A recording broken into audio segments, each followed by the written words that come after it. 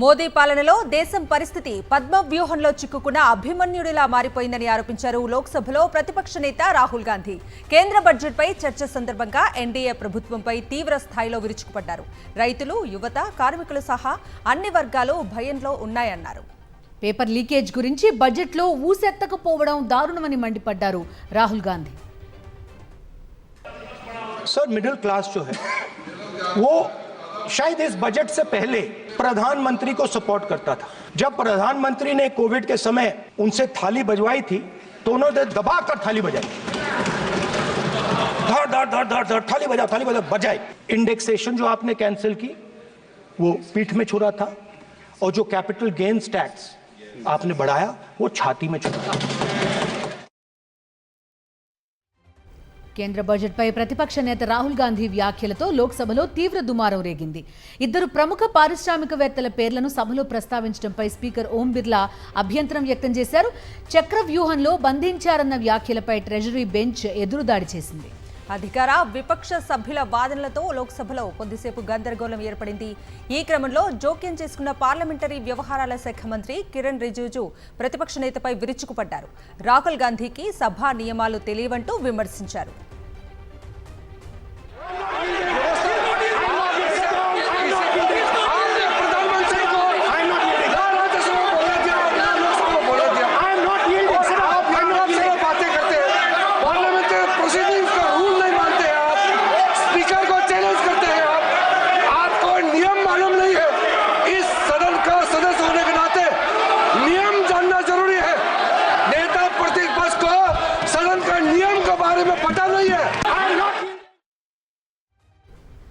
ఢిల్లీలోని ఒక ప్రముఖ ఐఏఎస్ స్టడీ సెంటర్లోకి వరద నీరు పోటెత్తి ముగ్గురు విద్యార్థులు మృతి చెందిన ఘటన దేశవ్యాప్తంగా సంచలనంగా మారింది. ఈ వ్యవహారంలో ఎంసీడీ నిర్లక్ష్యానికి సంబంధించి షాకింగ్ విషయాలు వెలుగులోకి వస్తున్నాయి. భవనం బేస్మెంట్లో లైబ్రరీ నిర్వహణపై ఫిర్యాదు చేసినా అధికారులు పట్టించుకోలేదని వెల్లడైంది. ప్రమాదం పొంచి ఉందంటూ కిషోర్ సింగ్ కుష్వాహ్ అనే విద్యార్థి జూలై 15నే కంప్లైంట్ చేశాడు. అయితే ఈ కంప్లైంట్ ఇప్పటికీ ఎంసీడీ అధికారుల పరిశీలనలోనే ఉంది. ఇంతలోనే దారుణం జరిగి ముగ్గురు విద్యార్థులు ప్రాణాలు పోగొట్టుకున్నారు. బాధితులకు న్యాయం చేయాలంటూ రావ్ స్టడీ సర్కిల్ వద్ద విద్యార్థులు ఆందోళన కొనసాగిస్తున్నారు.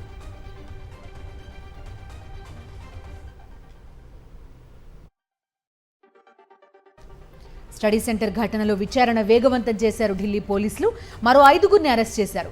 ఇప్పటికే కోచింగ్ సెంటర్ యజమాని అభిషేక్ గుప్తా, కోఆర్డినేటర్ దేశ్పాల్ సింగ్ ని అరెస్ట్ చేసి జ్యుడిషియల్ కస్టడీకి తరలించారు. మరోవైపు ఢిల్లీలో అక్రమంగా నడిపిస్తున్న కోచింగ్ సెంటర్లపై ఎట్టకేలకు ఢిల్లీ మున్సిపల్ కార్పొరేషన్ అధికారులు దృష్టి సారించారు. నిబంధనలు అతిక్రమించిన 13 స్టడీ సర్కిళ్లను సీజ్ చేశారు. అలాగే రావు స్టడీ సర్కిల్ వద్ద అక్రమ నిర్మాణాలను బుల్డోజర్లతో కూల్చేశారు. డ్రైనేజీలను, కాలువను ఆక్రమిస్తూ వాటికి అడ్డంగా నిర్మించిన కట్టడాలను, పాత వేళ్లను బుల్డోజర్తో కూల్చివేస్తున్నట్లు అధికారులు తెలిపారు.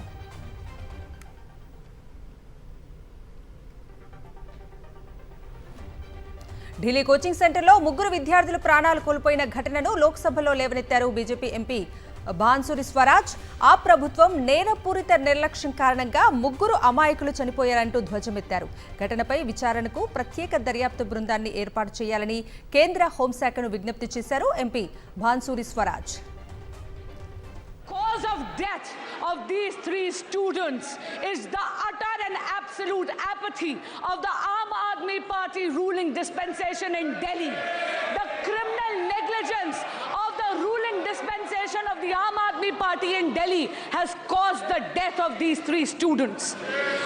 एक दशक से आम आदमी पार्टी दिल्ली में सत्ता भोग रही है, लेकिन दिल्ली वासियों के लिए कोई काम नहीं कर रही.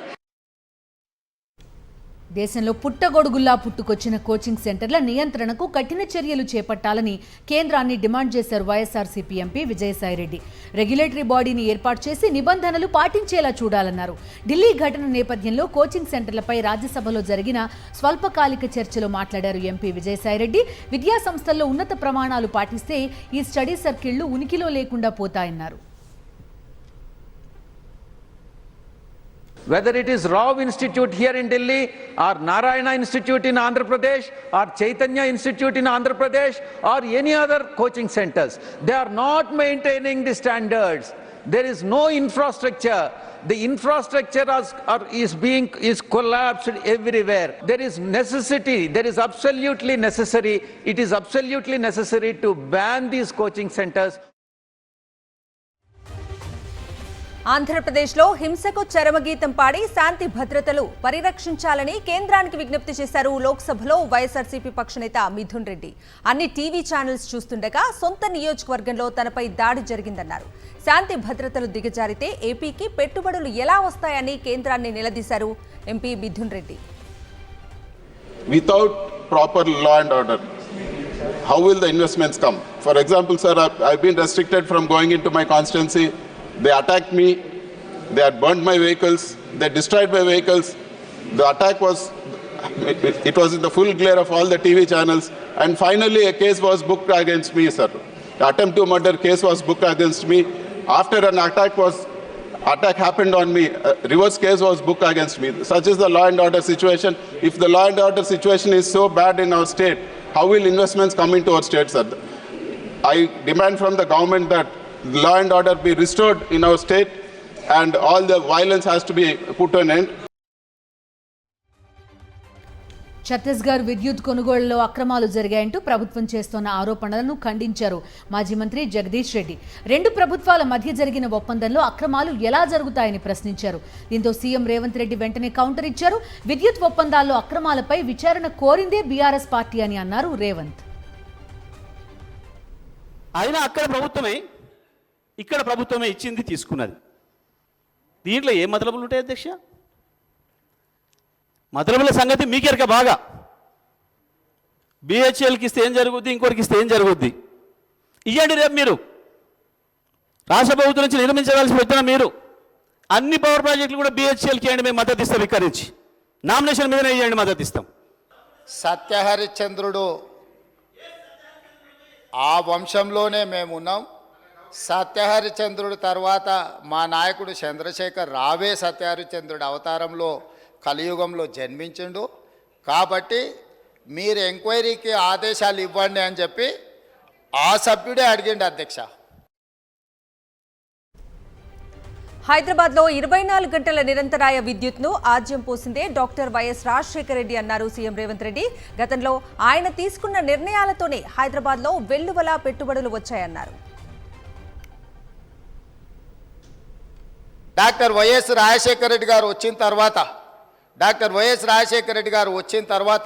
దాన్ని ఇంకా విస్తరించి ఐటీ కంపెనీలకు కానీ హైదరాబాదు నగరానికి కానీ ఒక్క క్షణం కూడా విద్యుత్ కోతలు ఉండడానికి వీల్లేదు అని ఆనాడు తీసుకున్న నిర్ణయాల వల్ల నిరంతర విద్యుత్ సరఫరా జరగడం వల్ల ఐటీ కంపెనీలు, ఫార్మా కంపెనీలు, hotel industry, food industry, sports అన్నీ నగరానికి వచ్చి ఈ నగరంలో ఒక అంతర్జాతీయ ఎయిర్పోర్టు, ఒక ఔటర్ రింగ్ రోడ్డు, హైటెక్ సిటీలు రావడం వల్ల హైదరాబాద్ నగరం విశ్వనగరంగా అవతరించి ఈనాడు తెలంగాణ రాష్ట్రానికి వస్తున్న ఆదాయంలో అత్యధిక భాగము ఆనాడు కాంగ్రెస్ పార్టీ యూపీఏ 1, యూపీఏ 2లో తీసుకున్న నిర్ణయాల వల్ల ఈ నగరానికి ఆదాయం పెరిగింది. జీహెచ్ఎంసీ పరిధిలో సరఫరా అయ్యే తాగునీటి వల్ల వ్యాధులు వస్తున్నాయని అసెంబ్లీలో ఆందోళన వ్యక్తం చేశారు MIM MLA Akbaruddin Owaisi. Diarrhoea, malaria వంటి వ్యాధులతో నగరవాసులు ఇబ్బంది పడుతున్నారని, 3 చనిపోయారని ఆయన అన్నారు. తాగునీరు కలుషితం కాకుండా ప్రజలు వ్యాధుల బారిన పడకుండా జీహెచ్ఎంసీ అధికారులు, ప్రభుత్వం చర్యలు తీసుకోవాలని ఆయన కోరారు. वेयर पानी की वजह से उनको एक्यूट डायरिया हुआ और वॉमिटिंग्स हुए, मोशंस हुए और इतने ज्यादा हुए कि किडनी फेलियर में आ गए. डायलिसिस करना पड़ा उनको. 2-3 patients have died also because of the pollution in the water, sir. So I request that the government takes a serious note of this and take necessary measures, and if required a special wards need to be set up to take care for these patients, sir. సభా హక్కుల ఉల్లంఘనకు పాల్పడ్డారని ముఖ్యమంత్రి రేవంత్ రెడ్డిపై privilege notice ఇచ్చేందుకు సిద్ధమవుతోంది BRS. CM Revanth రెడ్డిపై అసెంబ్లీలో privilege motion move చేస్తామని మాజీ మంత్రి బీఆర్ఎస్ నేత హరీష్ రావు తెలిపారు. ఇప్పటికే స్పీకర్ను కలిసి వాయిదా తీర్మానం ఇచ్చామని, 3 సార్లు సభను ముఖ్యమంత్రి తప్పుదోవ పట్టించారని మీడియాతో చిట్చాట్లో ఆయన మండిపడ్డారు. సీఎం రేవంత్ పై ప్రివిలేజ్ నోటీస్ ఇచ్చేందుకు స్పీకర్ను కలిసి ఫిర్యాదు చేస్తామన్నారు. బీఆర్ఎస్ ప్రభుత్వంలో ఇష్టం వచ్చినట్టు అప్పులు చేయలేదని చెప్పే ప్రయత్నం తాను చేస్తుండగా మోటార్లకు మీటర్లు పెట్టడానికి సంతకం చేశారని సీఎం రేవంత్ సభను మిస్లీడ్ చేశారని అన్నారాయన. ఎల్ఆర్ఎస్ కోసం 25 లక్షల దరఖాస్తులు పెండింగ్లో ఉన్నాయని, వాటిని క్లియర్ చేస్తే ఆదాయం వస్తుందని డిప్యూటీ సీఎం భట్టి విక్రమార్క చెప్పడాన్ని కూడా ఆయన తప్పుబట్టారు. రెండో విడత రుణమాఫీ రేపు ప్రారంభించేందుకు తెలంగాణ ప్రభుత్వం సన్నాహాలు చేస్తోంది. 1.5 లక్షల రూపాయల వరకు రుణమాఫీ అసెంబ్లీ ఆవరణలో సీఎం రేవంత్ రెడ్డి ప్రారంభించనున్నారు. కార్యక్రమానికి డిప్యూటీ సీఎం భట్టి విక్రమార్క, వ్యవసాయ శాఖ మంత్రి హాజరు కానున్నారు. రెండో విడతలో సుమారు 7 లక్షల మంది రైతులకు దాదాపు 7,000 కోట్ల రుణమాఫీ చేసేందుకు ప్రభుత్వం సిద్ధం చేసింది. 3 విడతల్లో రుణమాఫీ పూర్తి చేసేలా ప్రభుత్వం ప్రణాళిక చేసింది. మూడో విడతలో 1.5 లక్షల నుంచి 2 లక్షల రూపాయల వరకు రుణాలను ఆగస్టు 15లోగా ప్రారంభించాలని ప్రభుత్వం భావిస్తోంది. ఏపీలో సమగ్ర భూ సర్వేపై చంద్రబాబు యూటర్న్ తీసుకున్నారు. సమగ్ర భూ సర్వేను కొనసాగించాలని నిర్ణయించారు. వైఎస్ఆర్సీపీ ప్రభుత్వం సమగ్ర భూ సర్వేకి శ్రీకారం చుట్టింది. అయితే కూటమి అధికారంలోకి వచ్చాక శ్వేతపత్రాలు విడుదల చేసే రోజున ఈ భూ రీసర్వేను ఆపేస్తామని చంద్రబాబు ప్రకటించారు. సమగ్ర భూ సర్వేపై ఆరోపణలు కూడా చేశారు చంద్రబాబు. అయితే ఇప్పుడు మళ్లీ యూటర్న్ తీసుకున్నారు. సమగ్ర భూ సర్వే మిగిలిన గ్రామాల్లోనూ చేపడతామని మంత్రి అనగాని సత్యప్రసాద్ ప్రకటించారు. ఈ సర్వే తప్పకుండా, అంటే ముందు మా ఏదైతే 7,000 విలేజ్ పూర్తిగా అయినాయో దాంట్లో గ్రామ సభలు పెట్టి అక్కడ ఉన్నటువంటి ప్రాబ్లమ్స్, ఎందుకంటే ఎవరైతే తేడా వచ్చినాయో వాళ్ళ అన్హ్యాపీనెస్ ఉంది, ఆ 5% పీపుల్ కూడా అన్హ్యాపీనెస్ మోడ్లో ఉండకూడదు.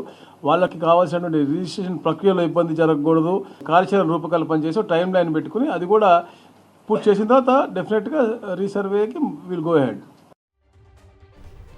డాక్టర్ బిఆర్ అంబేద్కర్ కోనసీమ జిల్లా రావులపాలెం ఇసుక స్టాక్ పాయింట్ వద్ద ఉద్రిక్త పరిస్థితి నెలకొంది. టీడీపీ అక్రమాలను అడ్డుకున్నారు మాజీ ఎమ్మెల్యే చిర్ల జగ్గిరెడ్డి.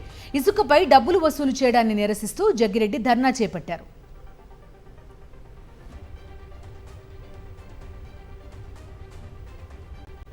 ఉచిత ఇసుక పేరుతో ప్రజలను చంద్రబాబు మోసం చేశారని ఓ టీడీపీ కార్యకర్త మండిపడ్డారు. కర్నూలు జిల్లా మునుగాలపాడు గ్రామానికి చెందిన టీడీపీ కార్యకర్త మధు కూటమి ప్రభుత్వ ఇసుక విధానాన్ని తప్పుపట్టారు.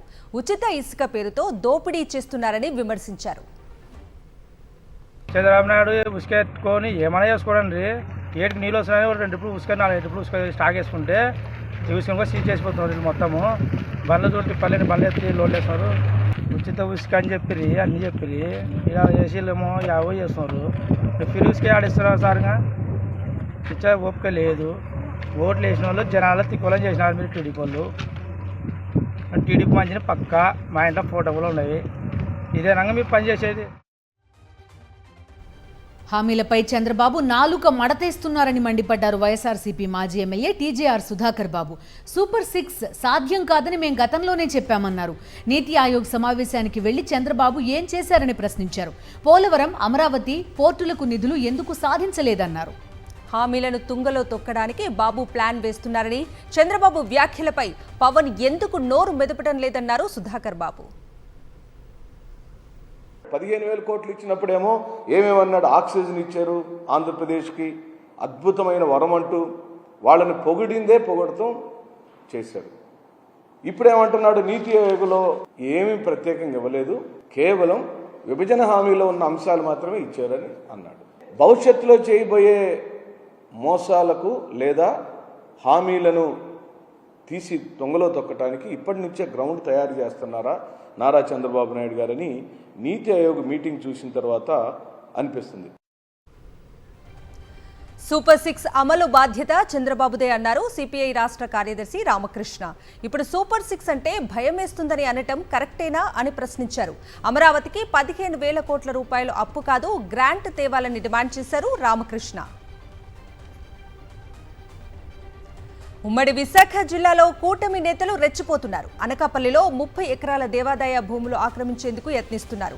జనసేన ఎమ్మెల్యే కొనతాల రామకృష్ణ కుటుంబ సభ్యుల పేర్లతో బోర్డులు వెలిశాయి. విశాఖలో 280 ఎకరాల్లో ఎర్రమట్టి దిబ్బలు విధ్వంసం చేసేందుకు కూటమి నేతలు యత్నిస్తున్నారు. ఎర్రమట్టి దిబ్బల విధ్వంసంపై పర్యావరణ ప్రేమికులు ఆందోళన వ్యక్తం చేస్తున్నారు. చంద్రబాబు, పవన్ కళ్యాణ్ తీరుపై సర్వత్రా విమర్శలు వెల్లువెత్తుతున్నాయి.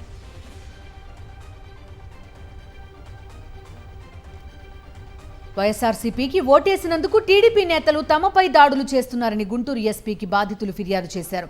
ఒట్టిచెరుకూరు మండలం గార్నిపాడులో టీడీపీ నేతలు అరాచకాలు సృష్టిస్తున్నారని ఆవేదన వ్యక్తం చేశారు.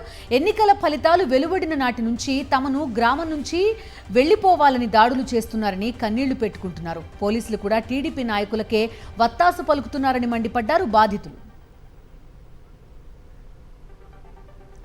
వైఎస్ఆర్ జిల్లాలో కూటమి నేతల మధ్య విభేదాలు భగ్గుమన్నాయి.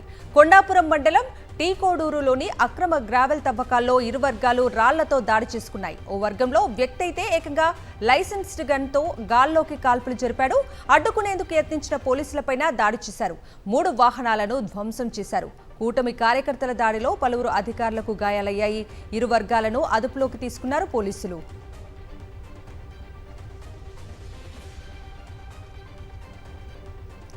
శ్రీశైలం జలాశయానికి భారీగా వరద నీరు పోటెత్తుతుండటంతో నీటిని విడుదల చేశారు ఇరిగేషన్ అధికారులు. శ్రీశైలం ప్రాజెక్టు 3 గేట్లను 10 అడుగుల మేర ఎత్తి నీటిని దిగువకు విడుదల చేశారు. ఎగువ నుంచి వరద ప్రవాహం భారీగా వస్తుండటంతో ఒక్కో గేట్ నుంచి 26,000 క్యూసెక్కుల చొప్పున నీటిని విడుదల చేశారు. 6, 7, 8 గేట్ల నుంచి మొత్తం 76,000 క్యూసెక్కుల నీరు నాగార్జున సాగర్కు విడుదలైంది. దీంతో శ్రీశైలం ప్రాజెక్టు వద్ద కృష్ణమ్మ పరవళ్లు తొక్కుతుండటంతో వీక్షించేందుకు సందర్శకులు తరలివస్తున్నారు. శ్రీశైలం పూర్తిస్థాయి నీటి మట్టం 885 అడుగులు కాగా ప్రస్తుత నీటి మట్టం 878.4 అడుగులు ఉంది.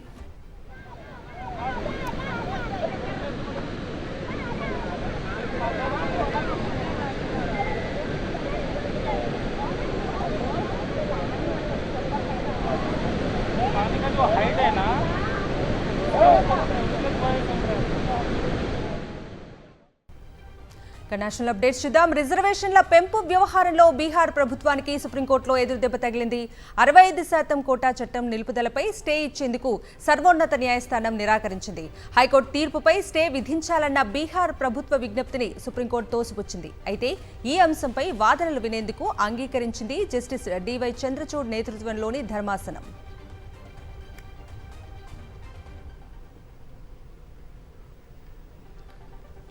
జార్ఖండ్ ముఖ్యమంత్రి హేమంత్ సోరెన్కు సుప్రీంకోర్టులో ఊరట దక్కింది. ఆయన బెయిల్ రద్దు చేయాలని కోరుతూ ఈడీ దాఖలు చేసిన పిటిషన్ను సర్వోన్నత న్యాయస్థానం డిస్మిస్ చేసింది. బెయిల్ మంజూరుకు జార్ఖండ్ హైకోర్టు తగిన కారణాలు ఇచ్చిందని స్పష్టం చేసింది. ల్యాండ్ స్కామ్కి సంబంధించి మనీ లాండరింగ్ కేసులో జూన్ 28న హేమంత్ సోరెన్కు బెయిల్ ఇచ్చింది జార్ఖండ్ హైకోర్టు. జైలు నుంచి బయటకు వచ్చాక ఆయన తిరిగి సీఎంగా బాధ్యతలు చేపట్టారు.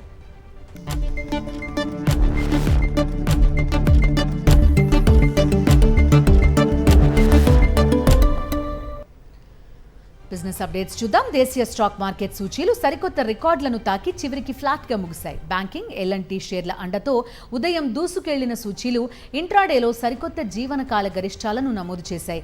సెన్సెక్స్ 81,908 పాయింట్ల వద్ద, నిఫ్టీ 24,999.75 వద్ద ఆల్ టైమ్ గరిష్టాలను తాగాయి. గరిష్టాల వద్ద మదుపర్లు లాభాల స్వీకరణకు దిగడంతో సూచీలు ఫ్లాట్గా చివరికి ముగిశాయి.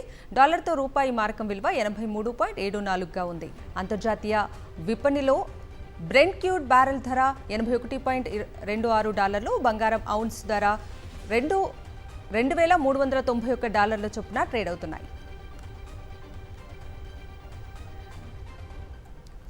రిపబ్లికన్ పార్టీ అమెరికా అధ్యక్ష అభ్యర్థి డొనాల్డ్ ట్రంప్పై గూగుల్ సెర్చ్లో వస్తున్న సమాచారంపై తీవ్ర అభ్యంతరం వ్యక్తం చేశారు టెస్లా సీఈఓ ఎలన్ మస్క్. ఇది అధ్యక్ష ఎన్నికల్లో జోక్యం చేసుకోవటం కాదా అని నిలదీశారు. అదే నిజమైతే తీవ్ర పరిణామాలు ఎదుర్కోవాల్సి ఉంటుందని గూగుల్ను హెచ్చరించారు. ట్రంప్కు సంబంధించి గూగుల్ సెర్చ్ ఇంజిన్లో ఎలాంటి సమాచారం వస్తుందో చూడండంటూ కొన్ని స్క్రీన్ షాట్లు ఎక్స్లో షేర్ చేశారు మస్క్. ట్రంప్పై ఏమైనా నిషేధం విధించారా అని ప్రశ్నించారు.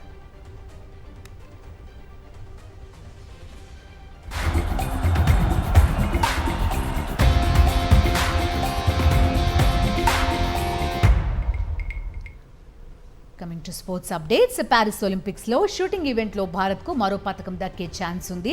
తాజాగా జరిగిన 10 మీటర్ల పిస్టల్ మిక్స్డ్ టీమ్ క్వాలిఫికేషన్లో భారత షూటర్స్ మను బాకర్, సరబ్జోత్ సింగ్ జోడీ 580 పాయింట్లతో 3వ స్థానం కైవసం చేసుకుని కాంస్యం బరిలో చోటు దక్కించుకున్నారు.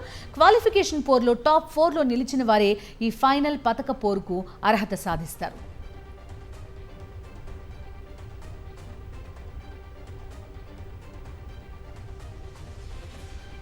10 మీటర్ల ఎయిర్ రైఫిల్ మహిళల విభాగంలో పాల్గొన్న భారత షూటర్ రమితా జిందాల్కు నిరాశ తప్పలేదు. ఫైనల్ ఈవెంట్లో ఆమె 7వ స్థానానికి పరిమితమై పతకాన్ని కోల్పోయింది. ఇక బ్యాడ్మింటన్ మహిళల డబుల్స్లో అశ్విని పొన్నప్ప, తనీషా జోడీ కూడా ఓటమి పాలయ్యారు. గ్రూప్ దశలో జపాన్ ద్వయం చేతిలో వరుస గేమ్లు కోల్పోయి ఈ విభాగం నుంచి నిష్క్రమించింది.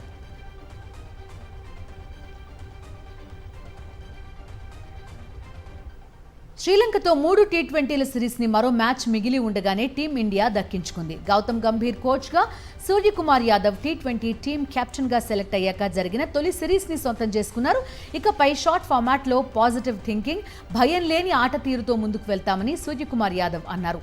తాము ఎలా ఆడాలని అనుకున్నామో టోర్నీని ముందే చెప్పామన్నారు. 2 మ్యాచ్ల్లోనూ కెప్టెన్ ఇన్నింగ్స్ ఆడిన సూర్యకుమార్ సిరీస్ను దక్కించుకోవడంలో కీలకంగా వ్యవహరించారు. Team India young batter Yashasvi Jaiswal మరో ఘనత సాధించారు. ఈ ఏడాది అంతర్జాతీయ క్రికెట్లో 1000 పరుగుల మార్క్ అందుకున్న తొలి బ్యాటర్గా నిలిచారు. శ్రీలంకతో జరుగుతున్న టీ20 సిరీస్లో ఆదివారం జరిగిన 2వ బ్యాచ్లో జైస్వాల్ ఈ మైలురాయి అందుకున్నారు. ప్రస్తుత క్యాలెండర్ ఇయర్లో జైస్వాల్ ఇప్పటివరకు 63.93 స్ట్రైక్ రేట్తో 1023 పరుగులు బాదారు. అందులో 2 సెంచరీలు, 5 హాఫ్ సెంచరీలు ఉన్నాయి. అయితే జైస్వాల్ టెస్టులో 740 పరుగులు, టీ20లో 283 పరుగులు చేశారు.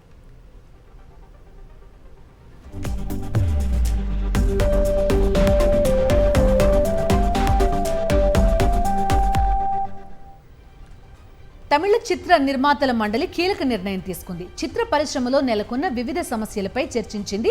ఈ మేరకు ఆయా అంశాలపై చర్చించి ఒక ప్రకటన విడుదల చేసింది. అగ్ర కథానాయకులు నటించిన ఏ సినిమా అయినా విడుదలైన 8 వారాల తర్వాతే ఓటీటీలో స్ట్రీమింగ్కు తీసుకురావాలని నిర్ణయించింది. ఆగస్టు 16వ తేదీ తర్వాత కొత్త సినిమాల షూటింగ్ మొదలు పెట్టకూడదని తెలిపింది. ప్రస్తుతం చిత్రీకరణలో ఉన్న సినిమాలన్నీ అక్టోబర్ 31వ తేదీలోగా పూర్తి చేయాలని ఆయా చిత్ర బృందాలకు సూచించింది. నవంబర్ 1వ తేదీ నుంచి ఎలాంటి సినిమా చిత్రీకరణలు చేపట్టకూడదని తెలిపింది. ఇప్పుడు స్క్రీన్ 90 చూద్దాం.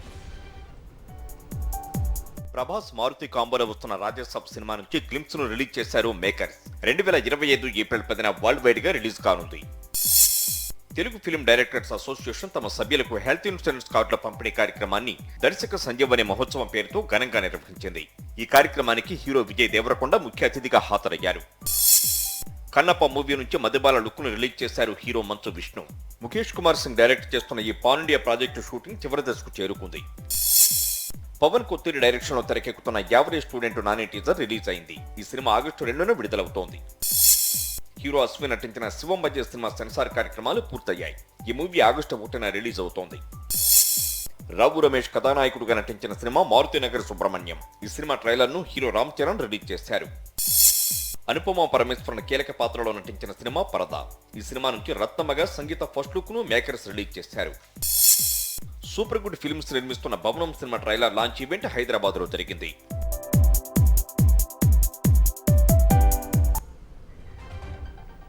ఇవి నాన్ స్టాప్ న్యూస్ అప్డేట్స్.